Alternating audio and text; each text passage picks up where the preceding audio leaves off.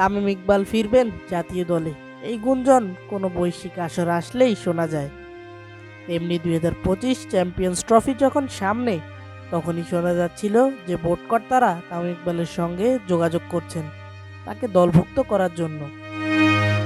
এ নিয়ে একাধিকবার বোর্ড কর্তাদের সঙ্গে মিটিংও হয় তামিম ইকবালের।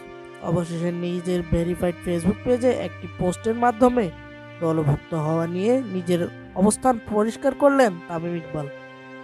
পোস্টটিতে তিনি বলেছেন, আন্তর্জাতিক ক্রিকেট থেকে দূরে আছি অনেক দিন ধরেই, সেই দূরত্ব আর ঘুচবে না।